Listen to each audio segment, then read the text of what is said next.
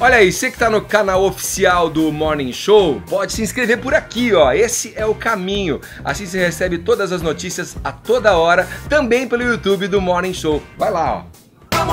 Começando pela Rede Jovem Pan, mais uma edição da nossa revista radiofônica. Sim, estamos juntos até as 11h30 da manhã aqui com informação, entretenimento, prestando serviço na programação da Jovem Pan, que já é marca registrada da casa. Eu e meus camaradas de bancada, Paulinha Carvalho. Ei, bom dia. Ellen Brau. Buenas. Carlos Charos. Bom dia, Edgar. José Armando. Fala, tudo bem, Edgar? Beleza, Zé? Já tem gente me chamando de José por aí, viu? Ô, Zé, programação de final de ano é aquela coisa, tudo igual, né, Zé? O especial do Robertão. Ah, mas vale a pena, né? Eu acho que eu gosto dessa fase. Eu sou meio bregão, Edgar. Ó, e todo mundo que tá ouvindo tem que confessar que é meio brega. Ah, é legal. Verdade. É legal. Todo mundo assiste. Mas você sabe que todo mundo espera, no final das contas, todo mundo espera pra ver o Roberto Carlos lá com seus convidados. E não tô dizendo que o Roberto necessariamente seja brega, não, porque ele é o rei, tá? Mas o que eu tô dizendo é assim, nós somos bregões porque a gente gosta de se emocionar no Natal, de ver essas histórias, de ouvir as mesmas canções, de ver os mesmos filmes. Você sabe que aquele filme Jesus de Nazaré, que a Record passa, é obrigatório no Natal e na Páscoa. E é o mesmo filme, eles não trocam, eles poderiam pegar outra e sempre dar audiência. E a missa do galo, né? E a Pode missa do faltar, galo. a missa do galo. Olha só, muito bom dia, queridos ouvintes. Vamos lá, então, aqui levantando voo nessa terça-feira, 22 de dezembro de 2015. Começa o verão. Abemos verão, olha aí. Vocês sentiram a diferença? Hoje já tava... Abemos verão. Tava Abemos quentão. Diferença, mas não foi verão o ano inteiro? Mas tá, o inverno foi meio churuca mesmo, não teve Foi muito verão frio, o ano né? inteiro, gente. Agora imagina só que Vai vem ser por aí. bem pesado, né? É. A previsão é de que pelo menos 4 das 5 regiões do Brasil tenham temperaturas mais altas que o normal de janeiro até março desse ano, desse novo ano, por causa do El Niño, né? É o fim do mundo, Edgar. Tá esquentando. Ó, o fim do mundo já se desenha em Brasília, né? Porque depois do Supremo empurrar pra frente a questão do processo, o andamento do processo do impeachment, né? Jogar pro Senado. Agora parece que na Comissão de Ética e Justiça o Eduardo Cunha vai se safar, pelo menos por um tempo, né? Porque entraram lá com um pedido que não atenderam o pedido de vista, porque não teve, né, no procedimento o pedido de vista e tal. E agora pode ser que este processo também fique para o ano que vem. Que beleza. Alguém já pegou manjericão. É aquela coisa, Falta né? azeitona. Vamos ficar todo mundo bem aqui, cada um segurando a sua e a gente aqui, ó. O brasileiro que trabalha duro. Olha aí, ó. É a velha pizza, Edgar. Será, Zé? É. Não pode ser. É, o forno É a tá pizza aceso disfarçada sempre. de peru. Enfadonha já essa história que se repete, né? Ninguém aguenta mais, cara. Chegou, perdeu tudo. E você acha que vai mudar? Putz. Será? Só com um voto. Mas aí quando a gente volta tudo igual. Ah, meu Deus. Mas você sabe que no negócio do voto, tudo bem, eu concordo com você. A gente deve se informar melhor, a gente deve pesquisar as pessoas que a gente deve se lembrar das pessoas que a gente votou, né? Antes de mais nada. Nossa memória é muito curta e as pessoas muitas vezes nem se lembram em quem votou na última eleição. Agora, a gente precisa de uma reforma, né? Bem feita que coíba esse tipo de ação, esse tipo de conchava, esse tipo de atitude dos políticos que chegam lá e frente ao poder que adquirem da noite pro dia, incorrem em atos Mas quem ilícitos. vai Porque essa reforma é feita por eles mesmos, escolhidos por nós. Aí fica nesse ciclo. E é que a gente não lembra e pronto. vai A gente querer viu se esse ano prejudicar. A gente viu as esse propostas ano. Pois é. de reformas todas que não reformaram Que nada. foi do nada pra lugar nenhum, né? E continuou tudo na mesma. Exatamente. Ai, Ou ai, seja, eu Ou não vou nem seja. terminar a frase. Você sabe como nós estamos, né? Pois é. Jovem Pan Morning Show. Vamos lá com os destaques aqui, ó. Começando com você, Ellen. Comigo. São Paulo está entre as cidades mais influentes da arte em 2015. Bom, era esperado, né? Então, grande centro como São Paulo. A Artsy, que é uma plataforma que fica mapeando a produção artística no mundo, acaba levando em consideração critérios como o número de museus, galerias, exposições que existem, colocou São Paulo aí no ranking das 10 cidades mais influentes da arte no mundo. Na verdade, no 10º lugar, tá? Entre as 10, mas ela tá no 10º lugar. Mas tá lá. Mas está lá. lá, Nova York fica no primeiro lugar deste ranking. E a revista, o site de mapeamento, perdão, ele destacou que apesar da economia brasileira cambalhante em 2015, ainda assim a produção cultural em São Paulo foi uma produção destacada ao longo deste ano. Vamos ver para 2016, né? Mas depois eu dou a listinha completa aí dessas cidades para quem está interessado e de repente puder viajar aí ao longo do ano, fazer um tour artístico. E olha, a gente fala sobre todas elas. O 10º lugar, é isso? 10º lugar. O 10º lugar até que é bom, né? Frente a um país Claro. que grande parte das obras de arte estão na mão dos políticos que lavam dinheiro e obtêm grandes obras, não é? Grandes obras no acervo. Agora, nossa cidade que ficou aí entre as 10, então, em 10º lugar, da que mais tem, enfim, produção artística, ontem perdeu uma das suas grandes obras, né? Um dos museus mais visitados da América Latina. O primeiro museu imaterial que a gente teve aqui, porque era um museu da língua, né? Da língua portuguesa. Então, um dia triste hoje, afinal de contas, a gente tem essa perda. A gente vai falar mais sobre isso aqui no Morning Show hoje também. Muito triste essa notícia, né? Ainda vamos saber se dá para recuperar aqui, agora, pelo menos o acervo. A gente vai ter mais detalhes hoje aqui no Morning Show sobre isso. Pois é, o museu, ele é assim, se existe um alento nessa história triste toda de ter afetado um prédio histórico de São Paulo. Pela segunda vez. Pela segunda vez, a Estação da Luz, quer dizer, um museu que na verdade, fez o brasileiro olhar quem visitou e quem teve a oportunidade de visitar aquela preciosidade, olhar a língua de maneira diferente, aprender e estudar. E o que se tem de alento aí, se pode dizer que existe um alento nessa história triste, é que é um museu imaterial, né? Não eram bens que estavam lá dentro. Tinha lá uma preocupação com o acervo do Câmara Cascudo, que era uma das exposições que estavam ali. Já foi, inclusive, avisado pelos herdeiros que não eram réplicas apenas. Felizmente eram réplicas. Era um cenário montado, tudo. Então isso, quer dizer, já é um alento também. Mas falaremos mais sobre isso. E, Aros, quem não teve a oportunidade de ver e quiser ter ideia do que é o Museu da Língua Portuguesa, pode fazer isso virtualmente, né? Exatamente, é uma iniciativa muito legal do Google em todo o mundo. No Street View, ele já de algum tempo, ele não está só com imagem, não apresenta só imagens das ruas, né? Você tem interior de alguns lugares, entre eles museus. E o Museu da Língua Portuguesa foi um desses lugares por onde a equipe do Google passou, coletou as imagens e é possível fazer esse tour virtual. Evidentemente, não é a mesma experiência de você estar naquele longo corredor ali que faz a linha do tempo da língua portuguesa, você experimentar todo aquilo que o museu oferece dentro do prédio, ali perto. Mas é uma amostra para quem está longe, para quem não pôde visitar o Museu da Língua Portuguesa, para poder saber como era, o que tinha lá, como é que tava, como era aquele espaço. E é uma viagem bem bacana que você faz pelo teu computador, enfim, pela internet, dentro da ferramenta do Google Street View. Vou twittar o link daqui a pouco para quem quiser acompanhar. A Paulinha retweeta pelo perfil da PAN. E o mais bacana é que o Instituto Cultural do Google, né, que é google.com/Cultural Institute, ele tem os catálogos de todos os museus por onde esse levantamento foi feito. E mais do que simplesmente fazer o tour, você tem toda uma história do museu. Então ele vai contar como o Museu da Língua Portuguesa foi desenvolvido, como foi todo esse processo. Tem algumas exposições. Então, por exemplo, essa viagem que eu mencionei pela língua portuguesa, que é uma das partes ali apresentadas dentro do museu, você consegue fazer ela virtualmente. Simplesmente, eu tô com ela aberta aqui no meu computador, por exemplo, simplesmente passando com a setinha do teu teclado. E aí com vídeo você consegue ver as animações que estavam sendo exibidas por lá. É um passeio muito legal e uma oportunidade que eu ressalto. Eu trouxe aqui por causa do Museu da Língua Portuguesa e de tudo que aconteceu ontem com esse incêndio, mas que vale para vários outros lugares, não só museus, em todo o mundo. Tem, por exemplo, a Capela Sistina. É muito bacana. Fazer esses tours virtuais, assim, né? Quer dizer, para ter uma ideia, quem não teve a chance de conhecer, da preciosidade que é esse museu, né? Que você vai sendo envolvido e aprendendo e sabendo e tendo conhecimento sobre a língua portuguesa de uma maneira muito leve, de uma maneira muito dinâmica e gostosa. A gente espera que, obviamente, a gente como cidadão, exista uma restauração disso e o museu volte a funcionar. Ontem nós conversamos com o secretário-geral da Fundação Roberto Marinho, que é uma das organizadoras, né, uma das responsáveis idealizadora do museu e uma das responsáveis pela manutenção dele. Nós conversamos também com o curador da mostra permanente e os dois disseram que há sim um interesse em fazer com que o museu seja reativado. E depois o governador Geraldo Alckmin garantiu que isso vai acontecer através de uma parceria entre o governo do Estado, né, e a iniciativa privada. Isso, boa.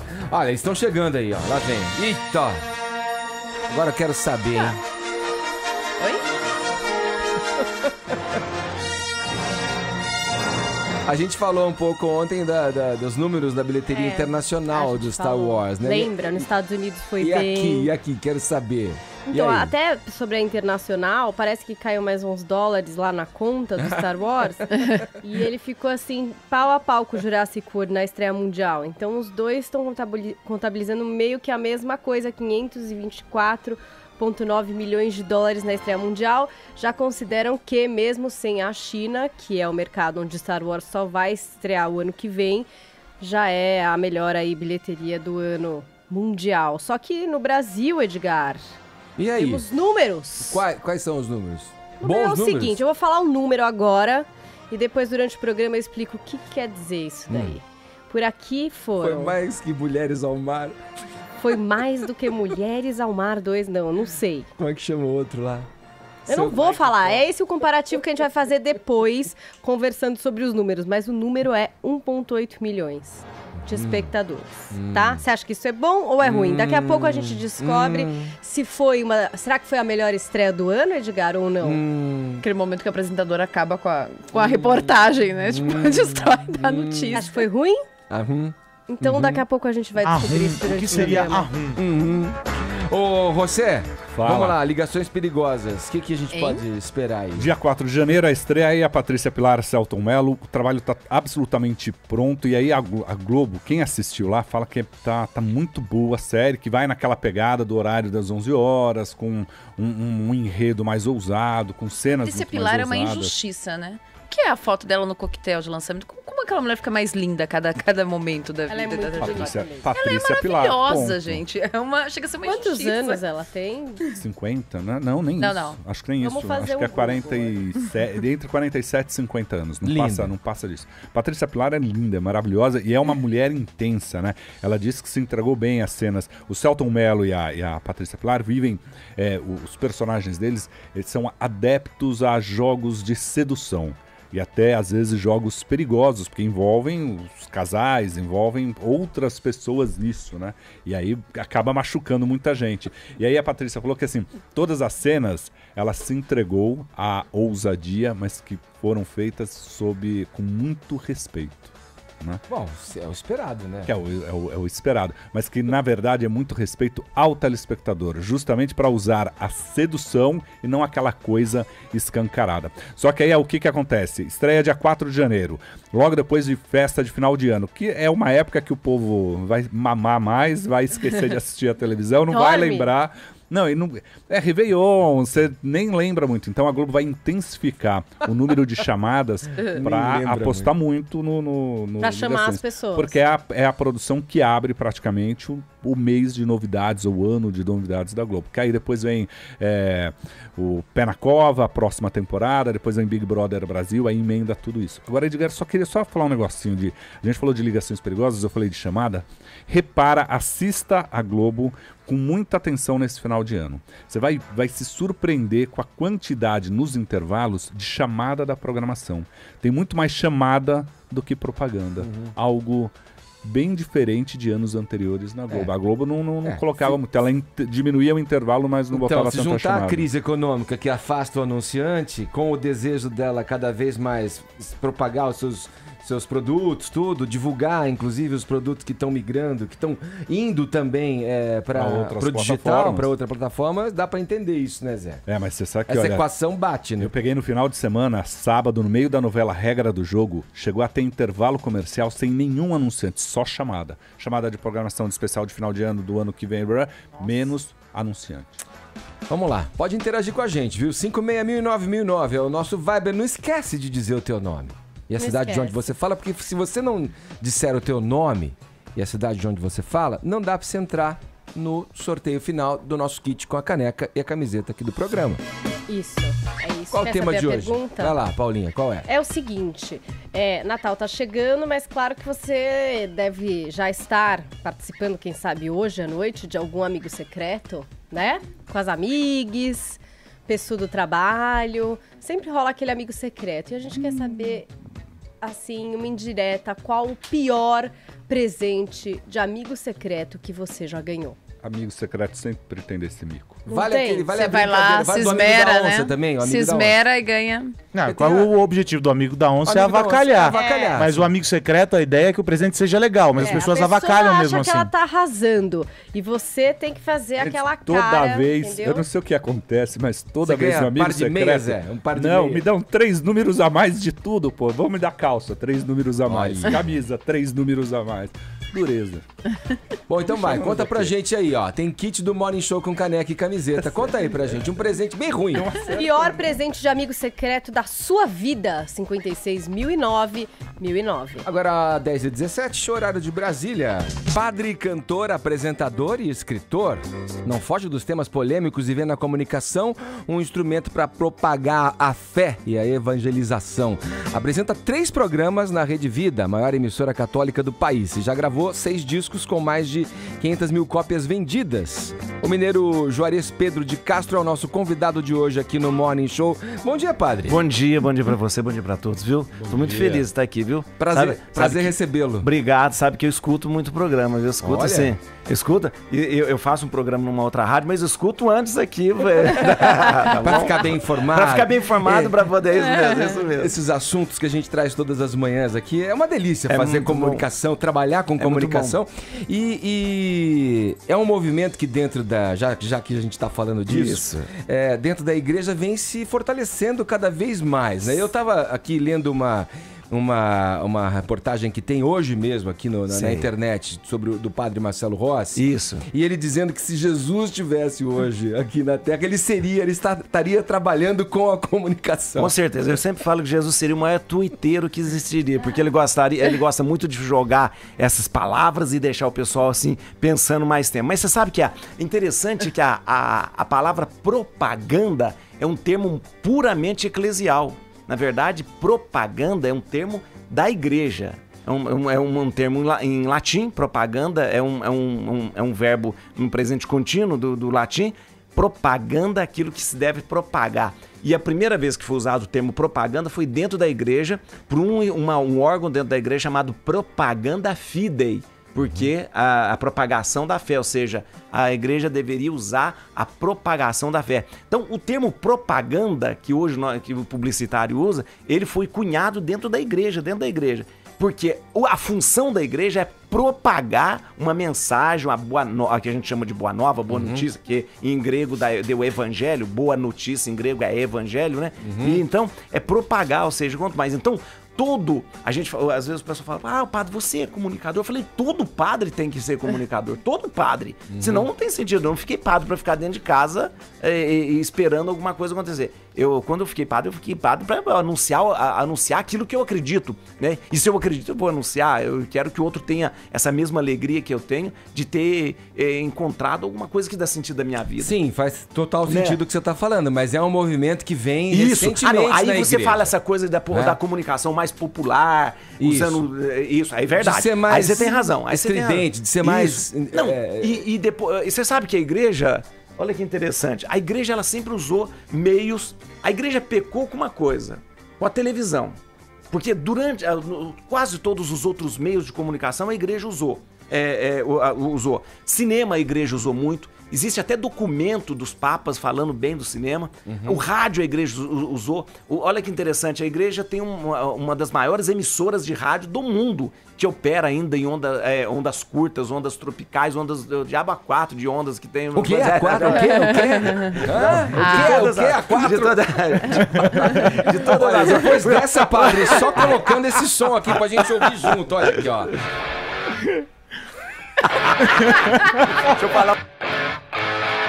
Aí o dia que a igreja pecou, e você pode falar isso, sabe, mano? A igreja, porque a música, quando não existia meios de comunicação, a igreja usava música erudita, clássica. A igreja Jesus era um comunicador, um baita de um comunicador, porque ele fazia o seguinte, ele usava historinhas pra prender a atenção da pessoa, usava técnica de comunicação, falava perto de lago, né? Geralmente ele falava perto de lago, ele falou, opa, perto de lago tem reverberação boa e tal, testava, passa, assim, então, é verdade. E fazia isso. Mas com a televisão a igreja ficou com o pé atrás. Ficou com o pé atrás e a igreja não acolheu a televisão. Imagina uma coisa, a televisão no Brasil, a igreja foi ter televisão no Brasil, alguma coisa, quando a televisão comemorava 50 anos... Aí que surgiu. Aí surgiu a televisão, 50 anos. E isso não, mas houve um arcebispo, eu tô falando demais, né, você me corta, tá bom? Houve um arcebispo em Nova York, chamado Fulton Sheen, isso na década de 60.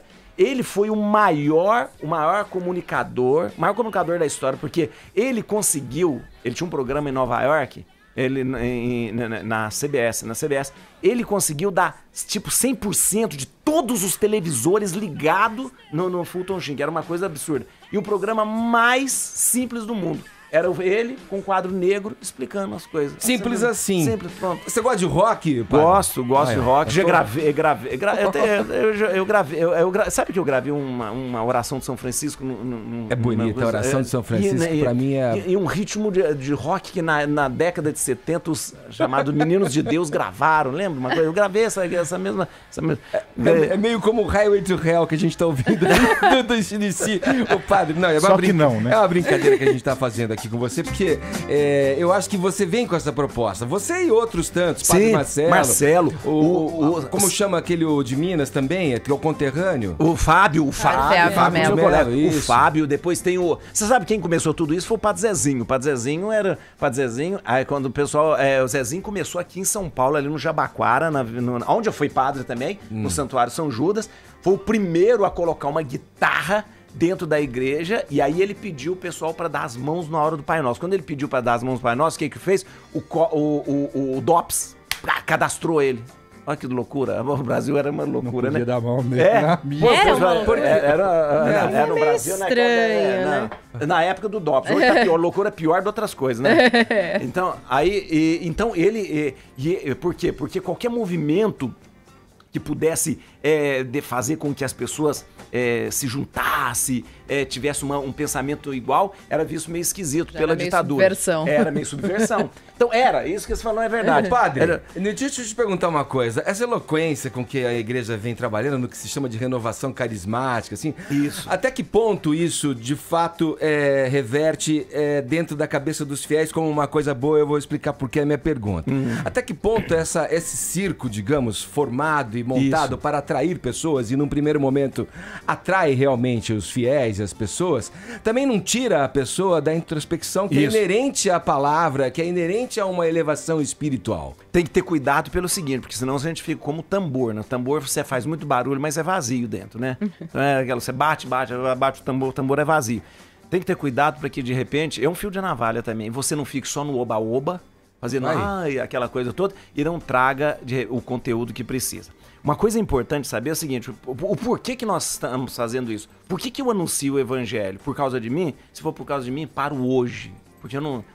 Como eu gravei CD, agora coisa assim, se eu quisesse ser cantor, eu ia me inscrever no The Voice, eu não ia ser padre. Ou seja, eu gravei CD porque eu descobri que a canção tem um poder incrível de levar a palavra de Deus para as pessoas. É uma estratégia. É uma estratégia. Sim. Então, mas aí eu não posso, aí que tá da sua pergunta, eu não posso perder o sentido disso e achar assim, nossa, agora virei popstar. Ai, agora eu não posso cumprimentar as pessoas, eu não posso cumprimentar. Agora eu vou colocar um óculos escuro e sair na rua, ninguém pode... Não, antes de eu celebrei missa, eu tava benzendo uma padaria, acabei de benzer a padaria agora e vim pra cá. Mas como reagir a isso? Porque esse assédio acontece. Acontece. A partir do momento que você se coloca dessa forma, se torna um ícone, as né? pessoas se sentem autorizadas, digamos, a ter uma abordagem diferente à sua pessoa. Mas eu vou falar uma coisa. Só completar um negócio aqui. E tem uma cobrança também grande. Porque todos vocês passaram por aquele, mas padre quer aparecer, quer ser cantor, tá mais exposto, quer ser Agora, eu vou falar uma coisa pra você. Isso é uma experiência minha. você pode provocar isso. Provocar é que eu digo o seguinte, você começa a dar uma de muito famosinho, então você começa a provocar as pessoas a te procurar dessa forma. Como que você quebra isso? Quando a pessoa vier te tratar como famoso, você mostra pra ela que você não é nada disso. Desce do pedestal. Agora aquela coisa de falar, ai, não posso falar com você agora. Ai, fala com o meu assessor. Fala com... Ah, pelo amor de Deus. Estrelar, não. Ai, mas aí você tem que ter cuidado pra isso. Porque o artista faz isso. O artista, ele tem que criar mais ou menos um personagem meio inatingível pra ficar aquela coisa. Né? Você sai na rua e a pessoa vai chutar. Olha, agora não posso, aquela coisa toda. Agora, se o padre começar a fazer isso, como eu digo pras pessoas assim, se uma pessoa chegar perto de mim e falar assim, padre, eu posso conversar com você? Eu falo, olha, agora eu não posso, mas você me lê meu livro. Ah, pelo amor de Deus. Mas então, entre os pares, porque a igreja é uma instituição que tem o pé ali num conservadorismo. Talvez o Papa Francisco tenha começado a modificar isso já há algum tempo, mas existe ainda um pensamento que não aceita esse comportamento, essa música e fazer shows, e o padre como, vou colocar aqui entre aspas, um popstar. Como é a reação dentro da igreja com isso? Como o senhor lida com isso? Olha que interessante, eu vou falar talvez ninguém saiba, mas há 2 semanas atrás, pela primeira vez, nós tivemos uma reunião do chamado Padres Cantores. Esse título é muito ridículo. É ridículo esse título. Na verdade, eu falei. Padres Cantores. Padres Cantores, Não dá, né? não, fala a verdade. Peraí. Ficou ruim como as mesmo. meninas cantoras de Petrópolis. Mas, gente, É verdade. Mas tá ele tá cantando, vamos escutar aqui, ó. Ele tá cantando, ó. Ah, essa é a música, isso eu sei. Muito bom, hein? Muito bom essa música. Essa música é minha. Olha aqui. Mas aí, sabe, nós tivemos a primeira reunião convocada pela CNBB. A CNBB convocou, olha que interessante isso que você... Porque é o seguinte, antes a gente fazia esse trabalho quase que intuito persona. Um termo em latim, né? Vamos lá, vamos traduzir pro ouvinte quase. É pessoal, né? A título pessoal, né? A gente fazia com muito esforço, muita crítica. O pessoal fala, lá, tá querendo aparecer, lá, tá querendo não sei o quê. Tem muita crítica. Mas a gente não tinha Um respaldo ali. Oficial, né? Aí o que fez? Dom Sérgio, que é o presidente do CNBB, convocou a gente chamado os Padres Cantores. Quantos são os Padres Cantores do Brasil pra acabar com tinha você. muita Será que gente não nessa cantou? reunião. Tinha muitos Quantos padres. são os Padres então Cantores? eu tenho que ver o retrato aqui que eu tirei, que eu não sei. Não, tinha eu, tinha o... Mais de 10? Manzotti. Tinha? Muito mais? O que é isso? Tá Que achando vocês que são? Os Padres Cantores são quantos no Brasil? Peraí, 30, deixa eu ver 40? aqui. Não, na reunião tinha uns 20. Peraí, deixa eu lembrar aqui, ó. Tinha um padre. O Fábio não conseguiu ir porque a mãe dele tava doente com ele. Então, mas eu, Manzotti, padre Reginaldo Manzotti, o Marcelo também não conseguiu, não foi. Mas quem? Peraí. Tinha tô fazendo o maior pecado. Depois aí eles me encontram e falam, não falou de mim, não sei, eu tô perdido. Vou te cobrar depois. Ó, então, quando você lembra, padre... Porque senão não vai ficar o dia inteiro aqui tentando lembrar de padre. A gente vai aqui fazer um break na conversa, daqui a pouco a gente vai... tem um padre aqui de São Paulo também, o Elvis, né? O padre Elvis. Padre Elvis, pô, aí sim, hein? Não, na verdade Elvis. ele não chama padre Elvis, ele chama padre Marcos, mas é porque ele tem um estilão. Meu Elvis Presley. Ó, a gente já segue no papo com o padre Juarez de Castro aqui no Morning Show, agora 10 horas 32 minutos, horário de Brasília. Jovem Pan Morning Show.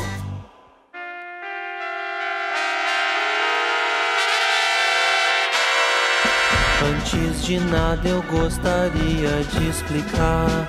Segue agora um mosaico de imagens mil. Olha, a gente tem que registrar aqui com tristeza a morte de um dos ícones da música pop gaúcha, da música psicodélica gaúcha, o Flávio Basso, músico, né, conhecido pela alcunha de Júpiter Maçã, morreu ontem em Porto Alegre.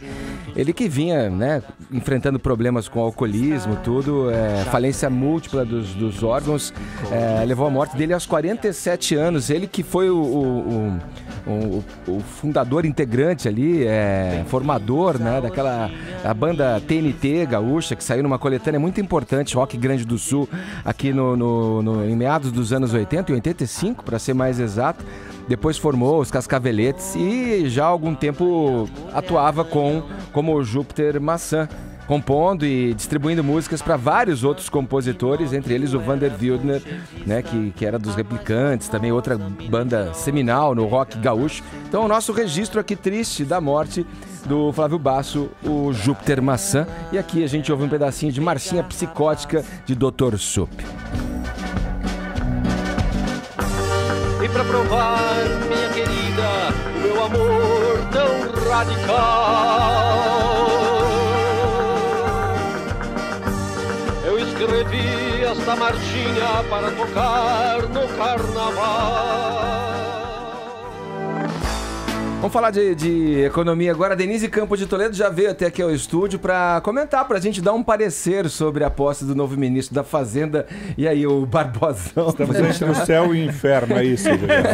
Só por Deus. E aí, Denise? Padre Juarez tem que rezar muito.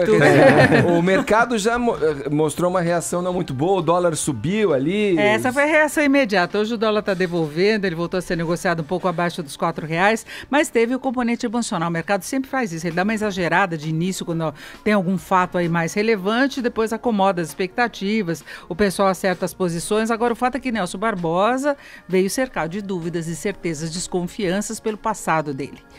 Então ele vai ter que provar que ele mudou, porque ele está dizendo que agora ele tem um compromisso maior com o ajuste fiscal, colocar as contas do governo em ordem. Porque a Dilma já falou, tem que fazer para os dois ministros, né? Tem que fazer o que precisa ser feito. Agora se era para fazer o que tinha que ser feito, porque o Levi saiu. Porque o Levi saiu. E aí, qual que seria a diferença principal entre ele e o Levi? É exatamente o ponto preocupante. Ele é alinhado com a postura da presidente Dilma. É o novo Guido Mantega, esse que é o medo. É mais do mesmo, exatamente, né? É mais do mesmo se ele seguir o que sempre ele defendeu. Todo o trabalho acadêmico dele, o trabalho que ele executou quando ele já estava junto com o Guido Mantega, é essa coisa de gastança, de você estimular demais programas sociais, você dar desonerações, você vai... É a interferência do governo no setor privado, na economia como um todo, para tentar alavancar o crescimento. Isso é possível quando você tem dinheiro.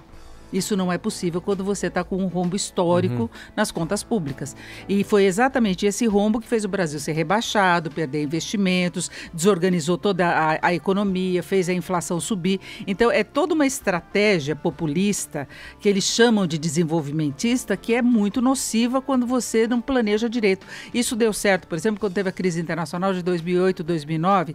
Naquela época, você tinha condição de estimular o consumo, você tinha como estimular a geração de emprego, o consumo alavancou muito o Brasil e o Brasil conseguiu virar aquela crise muito rápido. O problema é que eles acharam que aquela era a fórmula definitiva e foram insistindo no limite. E aí, no ano passado, desorganizou totalmente a situação. Então, o grande temor é que ele recorra de novo a essa receita por cobrança da base do governo, pela cobrança da própria presidente Dilma, que quer mostrar um resultado melhor, mas, de novo, seria algum resultado aí artificial da economia. Sim. E ele disse que não, que ele vai partir para as reformas estruturais que podem reduzir os gastos do governo, falou em impor limite para a idade de aposentadoria, ele até admitiu a possibilidade de aumento de juros para segurar a inflação. Então ele está dizendo muita coisa que ele não fez no passado. E é na semana passada mesmo, ele que defendeu uma meta menor de superávit das contas do ano que vem, e foi o que precipitou a saída do Levi. Levi foi voto vencido e Nelson Barbosa ganhou essa história. Ele queria, inclusive, que houvesse a possibilidade de a meta do ano que vem ser simplesmente zerada. Então o governo amplia investimentos, desconta e dá nisso. Então há um grande temor de uma desorganização ainda mais forte da economia brasileira. A gente sabe por outros exemplos aqui da América do Sul o que deu a política populista. Isso aconteceu na Argentina, isso aconteceu na Venezuela, se nós citarmos aí um exemplo no extremo. Então agora é ver na prática se esse discurso agora não convenceu os investidores. O pessoal que participou do bate-papo ontem com ele saiu muito assim desconfiado do meu jeito. É um nome alinhado com o cacique, né? O Lula. Lula né? também. Lula defendia o nome dele ou de Henrique Meirelles. Henrique Meirelles seria aquele que teria um respeito, uma confiança maior do mercado, porque ele tem uma postura de austeridade. Já o Nelson Barbosa agrada a Lula por essa visão mais desenvolvimentista. Mas a presidente... Espera aí. Quem tá no comando do país não é a Dilma?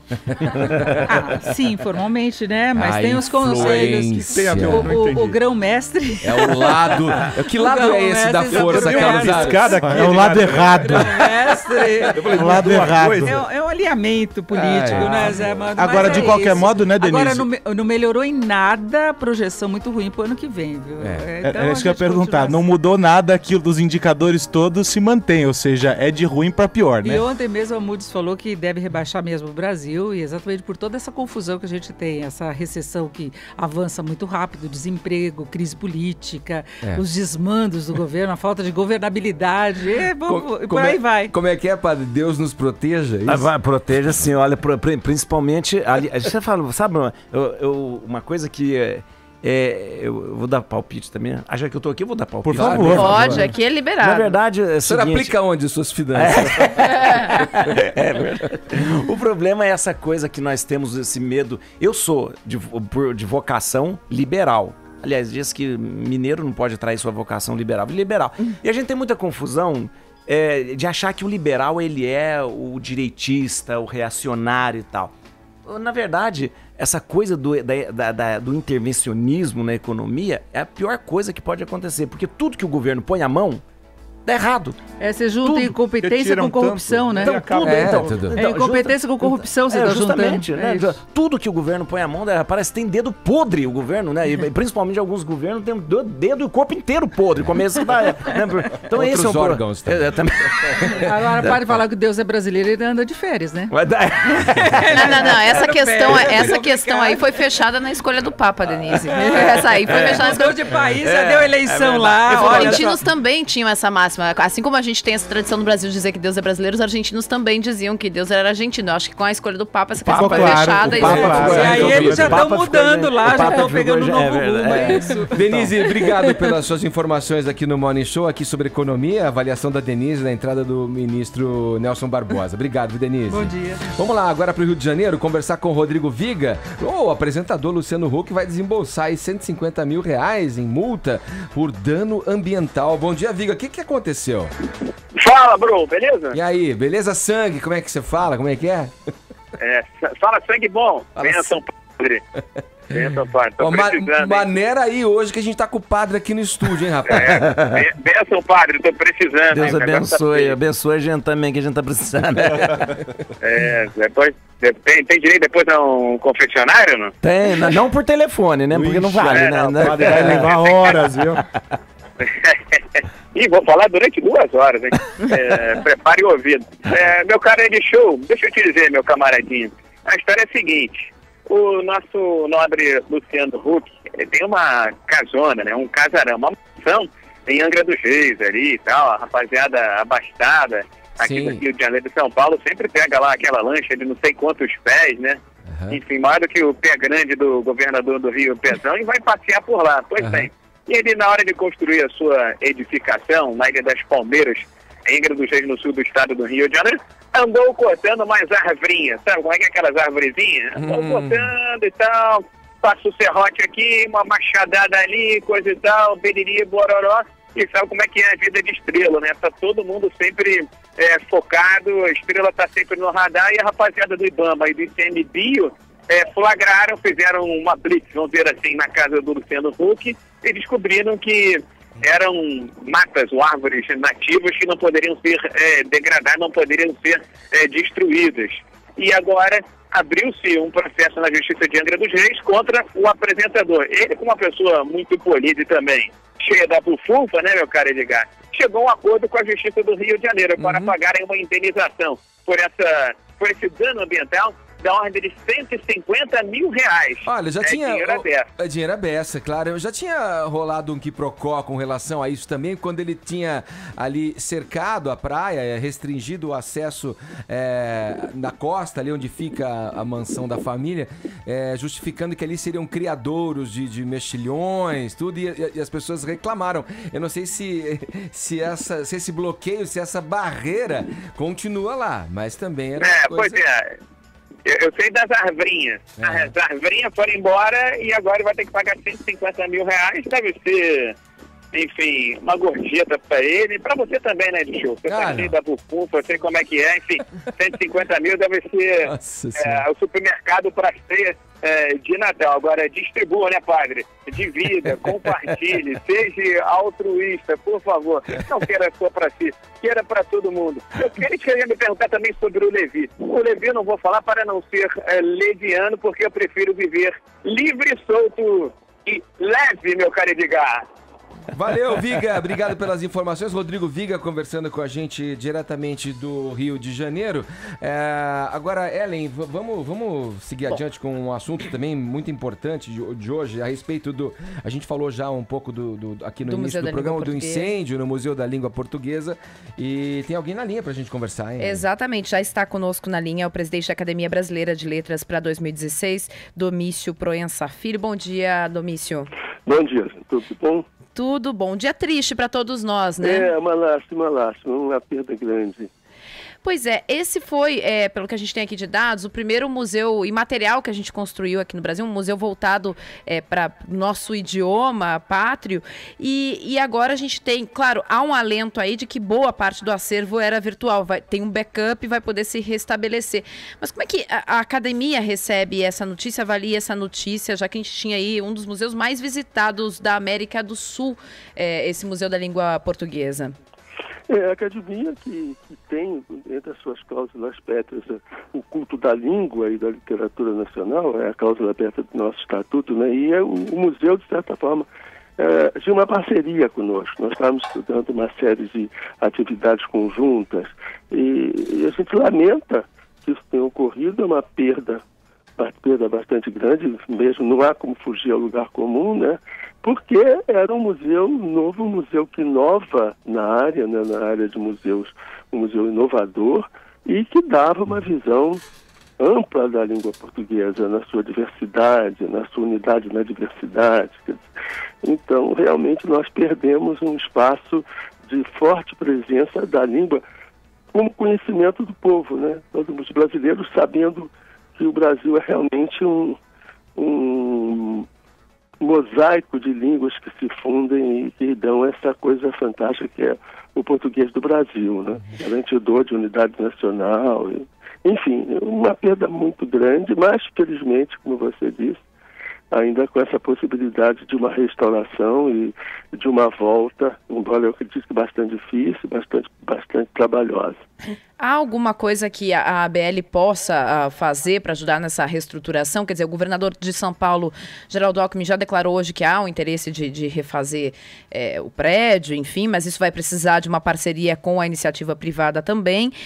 Dentro da ABL existe alguma medida? Já está se conversando, enfim, pensando em alguma alternativa para poder também ajudar nessa reestruturação? Não ainda, Domício? Não, porque a academia está em recesso. Até março nós estamos em recesso. Não há nem como reunir os acadêmicos ou mesmo reunir a diretoria para verificar alguma coisa que se possa fazer. O que se poderá fazer é todo um apoio institucional, um apoio do ponto de vista da própria língua, da área do material, mas não há muito que a academia possa fazer aí, entende? Porque a academia não tem condições de, sobretudo num ano de crise, de entrar, por exemplo, com uma participação material. Isso eu acho um pouco complicado. Mas a academia está atenta ao que for possível fazer, em que ela puder influir, em que ela puder apoiar a restauração do museu, ela está junto, tá? E também eu não poderia deixar de lembrar e reverenciar o esforço, o denodo dos bombeiros, sobretudo reverenciar a memória daquele bombeiro que quis debelar o fogo, né? E que foi embora nessa sua missão. Eu acho que a gente tem que louvar a memória desse cidadão, né?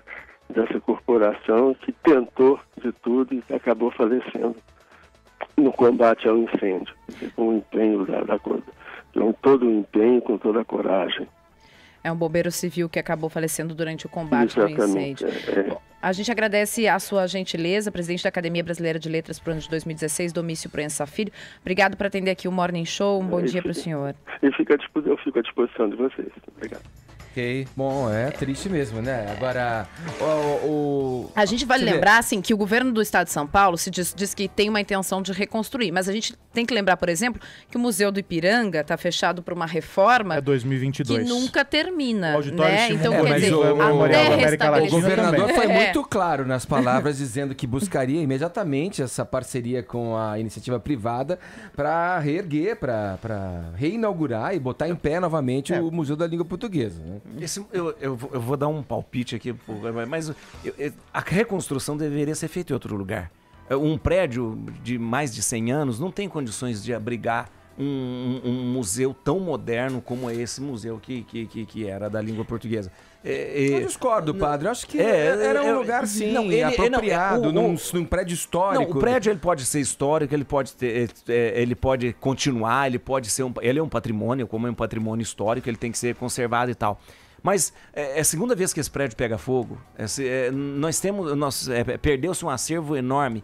Ou seja, num prédio, em algo construído para isso, né, com esse objetivo, você teria aí condições de que esse fogo fosse debelado de forma mais rápida. De algum modo, quando da inauguração do museu em 2006, esse prédio passou por um processo enorme de restauração. Inclusive hoje de manhã, no Jornal da Manhã, nós ouvimos um dos arquitetos, enfim, responsáveis pela obra, e ele falava sobre todo esse processo. Ontem, durante a cobertura do incêndio, também nós conversamos com algumas pessoas que participaram desse processo. Todos enfatizaram o trabalho que demandou manter as características originais do prédio, porque é um prédio tombado, enfim, a Estação da Luz e etc. E adaptá-lo a essa realidade que exige um aparato de segurança enorme, toda uma conexão ali com tudo de mais moderno que existe.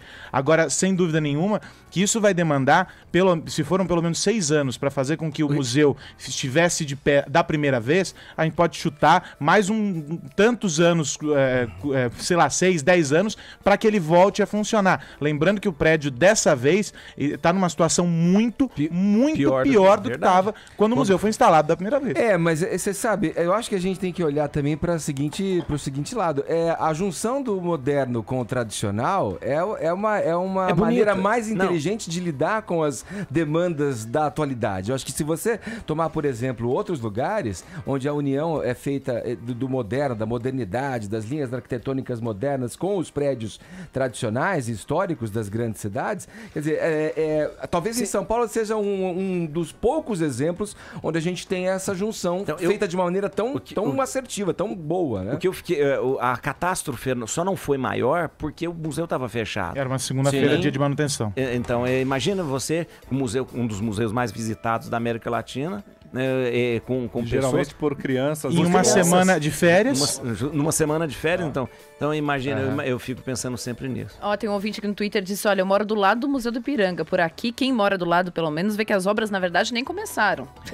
Mais ou menos isso. E dá pra lembrar também, porque, inclusive, eu estava no ar no dia em que aconteceu, o auditório Simão Bolívar no Memorial da América Latina. Ele também pegou fogo. No dia nós ouvimos as autoridades todas, todo mundo disse que o trabalho ia ser realizado e que o auditório em breve estaria reconstruído. Falou-se muito sobre a tapeçaria da Tomiotaki, que estava no auditório. Até hoje não se tem notícia do que acontece, o auditório permanece fechado. Enfim, é um processo muito... E o Cultura Artística também, que pegou fogo lá. Ou seja, se a gente for puxar pela memória, são vários os exemplos e a gente está esperando que eles sejam reconstruídos. Então é de se lamentar. E eu questionei ontem o secretário da Fundação Alberto Marinho sobre a possibilidade de levar o museu para um espaço digital, porque todo o acervo permanente tem uma cópia. Sim. Porque como é tudo multimídia, você consegue acessar ele de onde você quiser. E ele diz o seguinte, que essa vai ser uma possibilidade de repente discutida, mas que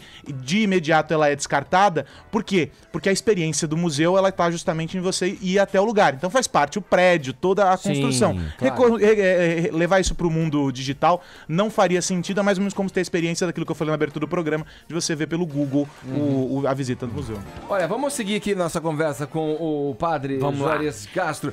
Padre, vem acontecendo um movimento na igreja já de algum tempo. O Papa aí talvez seja o Papa mais pop da história. Da história da igreja. Né? Eu queria saber como é que você vê essas mudanças e esses caminhos, essas atitudes tomadas pela igreja, como a aceitação dos gays, a tolerância religiosa, a entrega da comunhão a pessoas divorciadas que se casaram novamente, aborto, uso de preservativos, a mesma ordenação de mulheres, né? O fim do celibato, entre outras coisas que já foram comentadas e trazidas para a discussão através do Papa Francisco. Isso. Você acredita que essas mudanças vão se efetivar de fato na igreja? Não tem outro caminho? Não.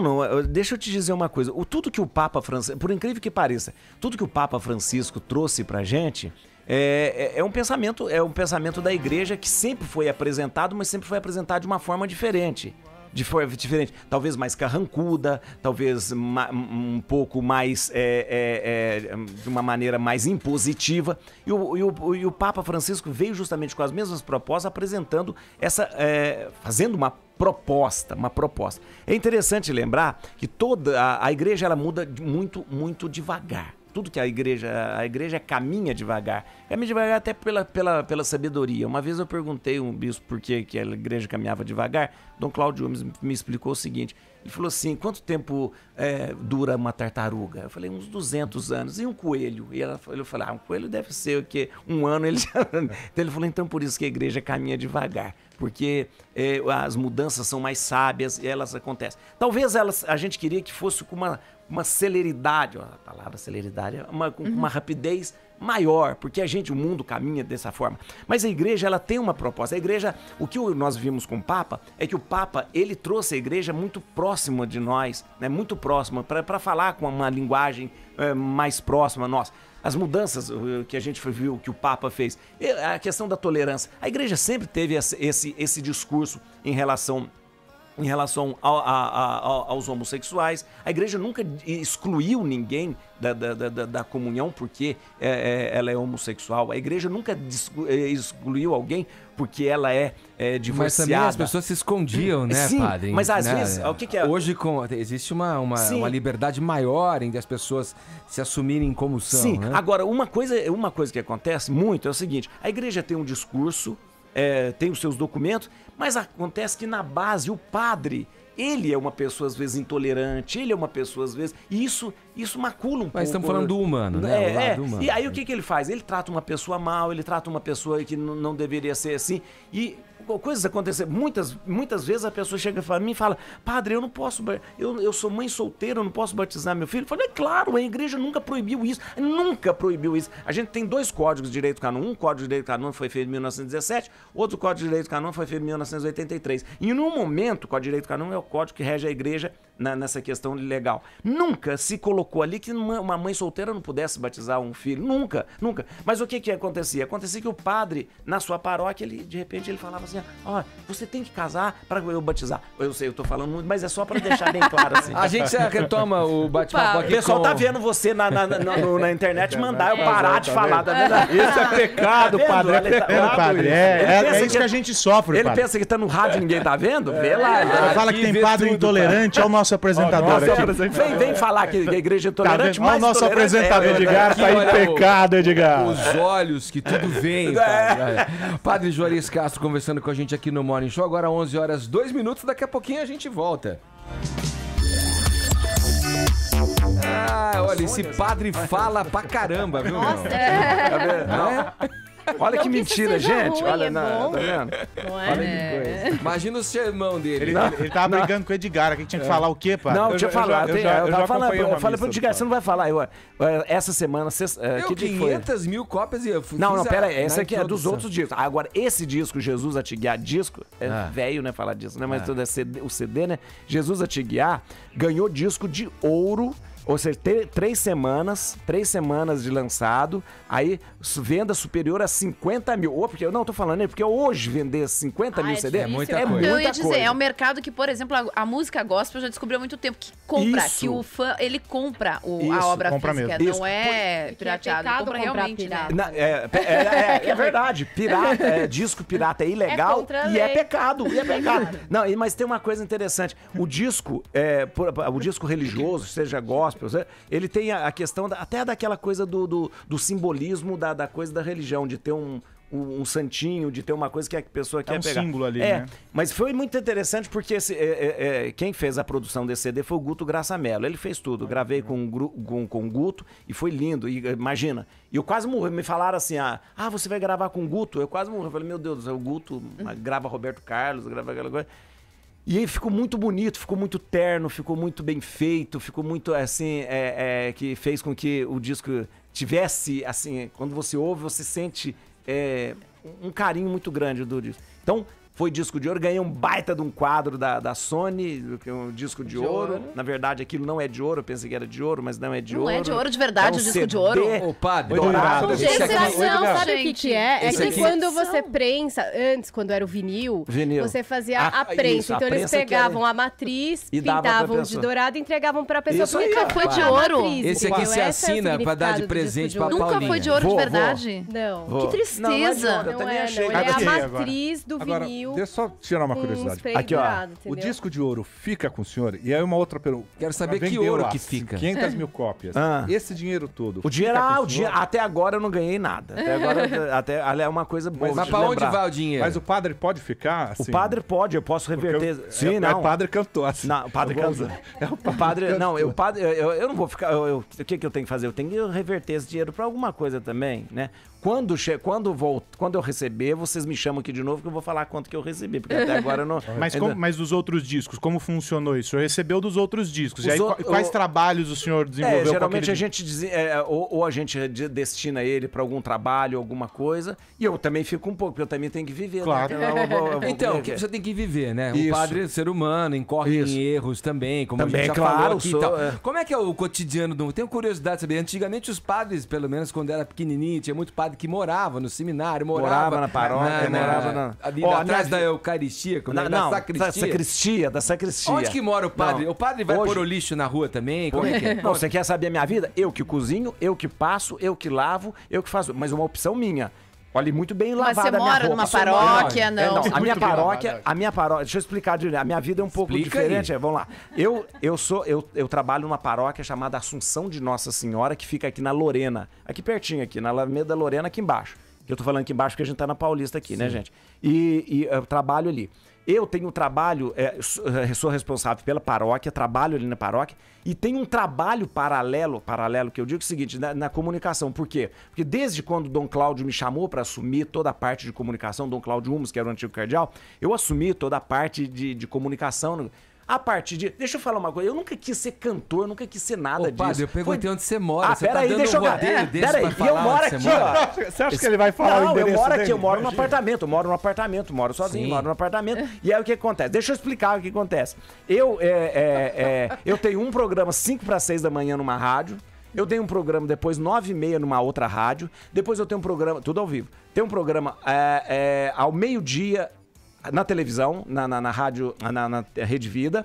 Depois tem um programa na segunda-feira, às 11 horas da noite, na Rede Vida. Tenho mais um programa que eu faço no domingo com o Cardeal, na Rede Vida também. Tem mais 37 rádios que eu faço programetes, que aí eu tenho que gravar. Eu tenho, fora isso, por causa do CD, eu faço show no Brasil inteiro. Eu viajo o Brasil inteiro fazendo show. E a E o senhor não faz, não reza missa, então? Aí, olha lá. Aí eu pro seguinte, mas a primeira coisa, o mais importante, é o fato de eu ser padre na paróquia. Então o que eu faço? Eu tenho missas, quando eu não estou viajando, quando eu não tenho esses compromissos de longe e tal, eu tô ali na paróquia atendendo as pessoas, atendendo confissão. Aí que eu volto naquela questão. você não pode, de repente, se encapsular e dizer assim, não, eu sou artista. Não, eu sou padre. Eu faço tudo isso porque eu sou padre. Por exemplo, eu canto porque eu sou padre. Eu escrevo, eu tenho que ter... Mas sai pra jantar com os amigos? Vamos sair pra Sai, jantar? não. Sai, Aí vai de batina, ou vai de roupa normal? Não, gente, pelo amor de Deus. Esse negócio deve pinicar, né? É sufoca, né? Isso Eu chama sempre quis perguntar Klezmer. isso. Eu vim aqui porque vocês são Como chiques. chama esse? Isso que chama clergyman. É uma palavra em inglês. Clergyman em inglês é clérigo. Isso aqui foi uma invenção americana muito interessante, porque na verdade quando o padre... reverendo, né? Porque quando o padre, em 1968, quando foi liberado para não se usar a batina mais, a igreja pediu que você usasse um sinal clerical. Aí o que aconteceu? Os americanos tirou a batina, mas sobrou isso aqui da batina. A batina tem esse colarinho chamado colarinho romano. Então eles fizeram uma camisa com colarinho romano. Isso é uma beleza, porque aí eu não uso batina. Nesse verão deve ser uma beleza mesmo, né, padre? Esse verão aqui brasileiro tropical. E deixa eu te falar uma coisa. Eu fiz uma opção de usar. No padre eu não preciso usar, mas eu fiz uma opção de usar porque é o seguinte. Sinal, né? É um sinal. Eu não tenho vergonha de ser padre. Eu não preciso esconder que eu sou padre. Mas não há uma obrigatoriedade de andar com qualquer Agora, tipo de quando eu vou na praia, eu não vou assim, né, gente? Pelo amor de Deus. Ô, padre, você é um mó galanzão, assim, na capa do CD. Só na capa do CD. Agora acabou comigo. Não acabou. Pessoalmente, não é a mesma coisa. Não deixa entrar na sua taroca. Capa, tá lindo. É isso que o Edgar quis dizer. É um padre vaidoso. Você viu que ele arrumou o cabelo pra tirar foto. Ô, padre, eu queria saber o seguinte. Você falou que usa isso daí e pode ser um sinal. Olha, é um sinal, sou padre e tal. Todas as vezes que eu apareço. A pergunta é, padre galã, bonitão, tal, recebe cantado. Sim. Tem a assédio? mulherada chega junto. Sim. A mulherada, os homens, mesmo sabendo que é padre? Mesmo sabendo que é padre. E aí? E não, mesmo sabendo que é padre, o que eu faço? Qual que é o H que você manda? Olha, cabe a mim, de repente, alimentar uma coisa que não seria justo com a pessoa e depois simplesmente nortear ou a cantada, aquilo que foi, para que de repente a pessoa perceba, né? Sabe que existe muito essa confusão, porque o padre é aquele que ouve, o padre é aquele que escuta, o padre é aquele... Então, tem muito essa confusão da pessoa que, ele é carinhoso. Por quê? Porque a gente vai atender. Basta dar atenção, as pessoas confundem. Confundem. Então, é uma coisa meio de... Agora, eu não posso ser irresponsável e, de repente, promover e proporcionar isso. Falar, vamos fazer isso seguinte, e é isso mesmo. Mas é uma tentação. Uma tentação... Ou não? Não, na verdade, o padre, quando ele fica padre, ele não deixa de ter tentação e não deixa de ter desejo. Num dia que eu fiquei padre, eu falei, pronto, acabaram todos os desejos do... Não foi isso. Tem que dominar o bicho. Tem que dominar o bicho e todo... Qual que é a visão... Desde o começo, quando o senhor ficou padre, dessa questão do relacionamento, de ter ou não um relacionamento, como é que o senhor enxerga isso dentro da igreja? Deixa eu te falar, isso é uma coisa interessante, porque é o seguinte, quando eu fiquei padre, não foi uma surpresa, no dia que eu fiquei padre... E por que antes dessa resposta, o porquê fiquei padre? Não é algo que o senhor já desde o começo, tinha uma vocação que se manifesta? No Brasil tinha uma tradição meio assim, os meninos mais do interior iam estudar no seminário, né? Aqui uma coisa que é... Traumática, porque eu nunca tinha pensado em ser padre, eu nunca tinha pensado nisso. Aí com 18 anos eu tava me preparando para fazer vestibular, aquela coisa, aí cheguei pros meus pais e com 18 anos que eu comecei a pensar. O microfone fica na frente. Eu comecei a pensar nisso. Quando eu cheguei e falei pro meu pai falou, não, filho meu não vai ser padre. Aí fui falar com minha mãe falou, de jeito nenhum que você vai ser padre, de jeito nenhum. E os dois falaram não, me proibiram. Meu pai era prefeito lá na minha cidade, imagina, de uma família Quantos anos você tinha? 18 anos. Não vai me perguntar a idade agora, que você... Tá bom? Aí vai idoso. Mas só pra gente fazer conta, quanto tempo... Não, pera aí. Deixa eu contar a história. Aí o que aconteceu? Aí o meu pai me falou que não, minha mãe falou que não, foi muito difícil, e meu pai... é daqueles políticos tradicional, né, coisa, falou que não, meu pai parou de conversar comigo, imagina, parou. Aí eu fiquei muito chateado com aquilo, eu falei, sabe uma coisa? Se Deus tá me chamando, ele vai me chamar sempre. Fiz vestibular em Barbacena, pra medicina, passei no vestibular, quando foi pra gente começar com ele, eu falei, não é isso. Aí foi pior quando eu falei com meu pai, que aí eu falei, agora eu não vou e tal. Entrei e não vou. E foi pior. Aí fui pro seminário contra a vontade deles. 3 anos, eles nem falavam comigo sobre essa questão do seminário. Foi 10 anos de formação. Não vai fazendo as contas não, porque agora você chega lá. Já são 28. Eu dá lá. Aí é o seguinte, quando eles ficaram, até que depois de 3 anos eles aceitaram aquela coisa toda, aceitaram. Eu agradeço muito a Nossa Senhora, foi ela que mudou o coração deles. E depois virou um orgulho da minha mãe. Minha mãe hoje fala assim, se eu soubesse que era bom, tinha mandado todos os meus filhos ser padre. Né? Meu pai... Ô, Juarez, Padre Juarez. Aí, pode chamar Juarez, não tem problema não. Mas então, assim, a pergunta é porque... Qual que era a pergunta? Geralmente tem... A pergunta é que você teve do relacionamento. aos 18 anos. É, o relacionamento. Mas você já tinha tido várias namoradas então, antes? eu tinha uma vida normal.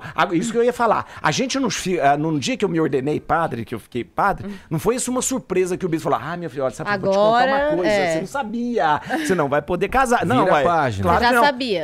Eu fiquei esse tempo todo sabendo e me preparei pra isso. Ou seja, eu fiz uma opção. E, na verdade, a minha opção é uma opção muito pequena, diferente da de vocês. Eu fiz a opção... vocês que são casados, que têm namorada, que tem tudo isso, vocês renunciaram a todas as mulheres, a todos os homens, por causa de uma. A diferença minha é uma só. Eu renunciei todas. Só isso. Todas. Mas então, a diferença é de uma pessoa eu só, espero né? que você seja de uma só. A diferença é de uma pessoa. De uma pessoa, eu espero. Não, você falou do início, né? Do que veio a resistência dos seus pais. Foi difícil. A sua escolha e tal. Isso normalmente vem acompanhado de digamos, uma percepção, um insight, talvez. Isso. Por que eu vou me ordenar, padre? O que eu quero da minha vida? Qual que é o meu objetivo aqui como ser humano e tal? Teve algum momento então, em que olha você que coisa pode interessante. contar pra gente? Não pode. Olha que... Porque eu nunca tinha planejado isso pra minha vida. Aliás, eu tinha planejado uma outra coisa. Eu queria estudar, tinha planejado. O que aconteceu na minha vida? Aconteceu uma reviravolta. Minha vida ficou de cabeça pra baixo por causa dessa decisão.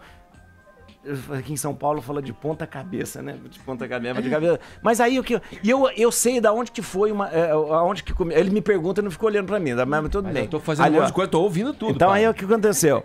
Olha, eu acho que quem me chamou a atenção foi... Eu estudava num colégio que tinha um diretor, o padre Sérgio, e ele me chamou a atenção por uma coisa muito interessante, que não era o fato religioso. O fato religioso, o padre Sérgio era muito disponível para as pessoas e tal.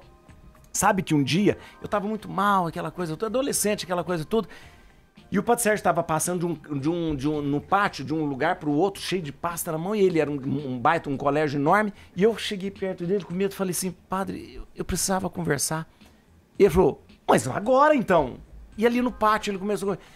A partir dessa coisa do insight que você falou, a partir dali eu comecei a pensar, que homem bom esse, que tem tempo para um adolescente. E eu comecei a partir dali a pensar, eu não posso ser uma pessoa assim também, ajudar as pessoas, ser disponível, mas eu não preciso ficar padre para isso, qualquer pessoa pode fazer isso. O exemplo, né? Mas aquilo, aí quando começou a crescer no meu coração essa vontade, porque o fato de ser padre, a gente tem uma estrutura que me garante de estar disponível para todas as pessoas.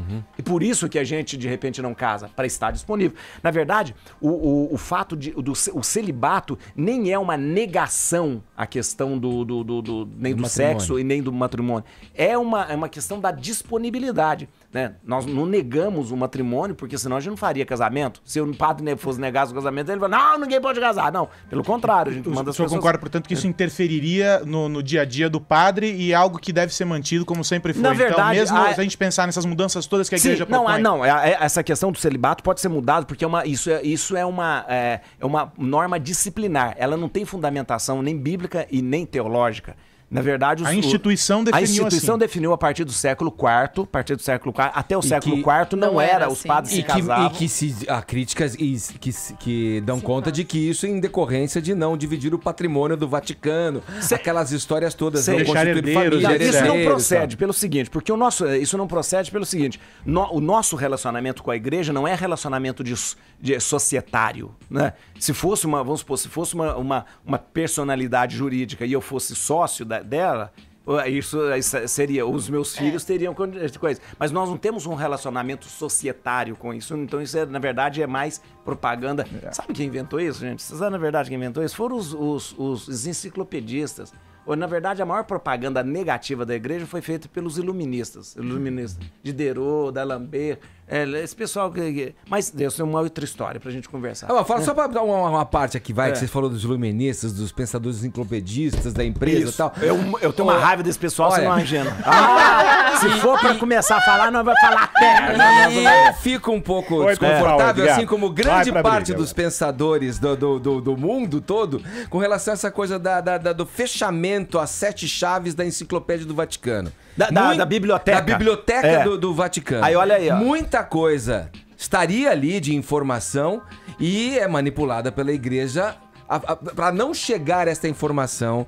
Nome da Rosa. Olha, vamos lá. Não, olha, mas isso é uma questão seríssima, pai. Tô até explodindo de vontade de falar aqui, ó. Fala. Não, a Biblioteca do Vaticano é aberta para qualquer pessoa. Só o que eles querem. Não, eu te levo lá amanhã, se você quiser. Vamos lá amanhã. Você pode entrar na Biblioteca do Vaticano e qualquer momento, você, a única coisa que você vai ter que fazer é o seguinte, colocar seu nome, colocar os seus dados, tá? E ao manusear coisas bem antigas, vai ter que usar luva, e vai ter que ter uma pessoa do seu lado, por causa de roubo, e também para saber manusear. Mas ela essa coisa... Mas não tem documentos restritos? Aqueles documentários, por exemplo, dos arquivos secretos do Vaticano. Gente, eu vou falar uma coisa. Existe. Não existe. Não, eu te garanto. Eu convido vocês aí, olha, convido vocês... Não tem. Porque o pessoal faz muita fantasia em relação a isso. E volta a essa questão do que você falou, a grande propaganda negativa da igreja, ela começa na Idade Moderna, né? E na Idade Moderna, com essa questão dos enciclopedistas, dos iluministas, que querem mostrar que a igreja é obscurantista. A igreja nunca foi obscurantista. Gente, o avanço tecnológico que nós temos, vamos ser sinceros, se nós temos uma arquitetura, foi desenvolvida dentro da igreja, a medicina foi desenvolvida dentro da igreja, muita contribuição dos árabes e dos muçulmanos. Rádio, nós temos o Padre Landel de Moura aqui. Oi? Sim, o rádio, nós temos o Padre Landel de Moura. Padre Landel, a primeira transmissão do mundo foi feita ali no Santana, ali em cima. Padre, mas me chama a atenção uma coisa, você faz uma defesa incondicional da igreja e é sabido que vários erros foram cometidos pela igreja. Sim, foi muito cometido. Tá aí, por exemplo, a Inquisição. Vamos falar da Inquisição. Ótimo, vamos falar da Inquisição. Só pra citar um deles. Gente, são muitos anos que a gente vai começar a bater. Começou agora pela Inquisição. 5 minutos de programa. Vamos lá. Só pra terminar, quando se fala em Inquisição, eu acho que todo mundo tem que fazer justiça. Vamos ler sobre a Inquisição, porque tudo que se fala da Inquisição, se fala da Inquisição espanhola e que foi atribuída à igreja. Só pra dizer uma coisa, um dia eu me convido a vir aqui só pra gente falar de Inquisição. Eu quero pra vocês falar... Eu desafio uma pessoa a me mostrar um objeto de tortura que foi achado. Vocês sabiam que a Iron Maiden é uma invenção? A Iron Maiden é uma invenção. A Iron Maiden nunca se descobriu. A Iron Maiden é aquela... Sim. A Dama de Ferro, né? A Dama de Ferro que... Não a banda, tá, gente? Não a banda. A banda é uma outra história. Achei que você queria ouvir Não, a Iron Maiden... The Number of the Beast. Nunca... A Dama de Ferro... A Dama de Ferro, ela nunca existiu. Ela foi uma invenção. Eu trago... Isso não vai falar, mas eu trago todos os documentos que foram feitos e vou dizer quem inventou toda essa história da Inquisição. Mas a igreja só é a igreja porque ela é uma instituição que conhece, sabe que o conhecimento é poder. Então, houve sim um domínio do conhecimento e todo um cuidado com esse conhecimento dominado. Deixa eu te falar uma coisa.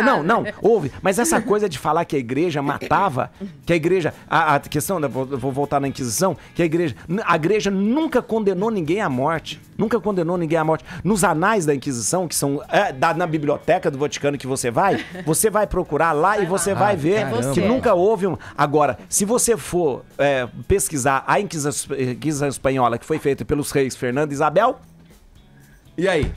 Aí você vai ver muita coisa feia mesmo. Deixa eu dar uma... Gente, mas você provoca também fazer o quê? Eu tenho um compromisso aqui com meus ouvintes. Eu preciso ouvir um pouco de Viber. Pera aí um pouquinho. Vamos ouvir. Que é o Jean de Francisco Moraes. Tipo, o pior presente de amigo secreto que eu já ganhei, cara, foi uma camisa do Corinthians pirata. Que eu... No trabalho a gente fez em 2009, eu acho. Aí eu pedi uma camiseta de futebol, mas não tava esperando uma de R$200. Pô, não podia ser uma casual. Aí a menina me vem com uma do camelô. E aí, galera do Morning Show, aqui é o André de Mojimirim. Definitivamente o pior presente é cueca. Sempre vem alguém com aqueles kits de cueca. Não dá, né? Fala, galera do Morning Show, sou o Thiago França de Balneário Camboriú. E o pior presente que eu ganhei no Amigo Secreto foi aqueles perfumes do Paraguai em formato de um charuto. Horrível. Né? A pessoa me deu num pacote. Oi, amigos do Jovem Pan Morning Show, bom dia. Meu nome é Silmara, eu falo de São Paulo. E o pior presente de amigo secreto que eu já ganhei foi uma bolsa horrorosa que não dava pra usar de jeito nenhum, não combinava com nada, como dizia minha amiga, né? Não lembrava nada, não parecia com nada, era horrível. Fala, galera do Morning Show, Fábio Peixoto de Arara. O pior presente que eu ganhei de amigo secreto foi um macaco pra carro. Nossa, agora fala pra mim, o que é que eu ia fazer com um macaco pra carro? Se do carro trocar o vem da concessionária com o bendito do macaco. Abraço, galera, Feliz Natal, Feliz Ano Novo. Galera do Morning Show, aqui é Cícero de Jacareí. Então, o pior presente que eu já ganhei de Natal, Jesus amado, foi no ano passado. Eu ganhei uma camisa polo da minha mãe. Eu tive que fingir que eu tava feliz, mas era uma coisa tão... Nossa, então eu cheguei, era uma toda colorida. Aí eu não gosto de polo particularmente. E eu já tô cansado de ganhar roupa de Natal. Sem sombra de dúvida, esse é o pior presente que eu já ganhei. Bom dia, galera do Morning Show, eu sou Basílio Santos de Cotia. Bom, o meu pior presente de amigo secreto foi uma camiseta vermelha, com listas pretas e com desenho de plástico. Gente, horrível. Ganhei de um engenheiro químico do setor onde eu trabalhava. Eu olhei pra ele e fiz cara de caneca. E só disse pra ele, gente, é horrível. Roupa a gente só dá pra quem a gente conhece muito bem o gosto e tudo mais. Senão, paga mico mesmo.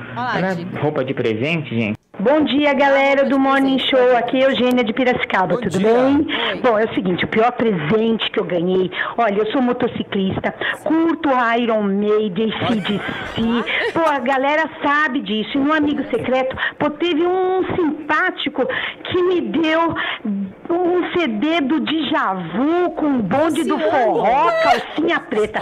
Cara, eu nem sei o que eu fiz com esse CD, mas que eu piquei ele todinho, eu piquei. Beijos!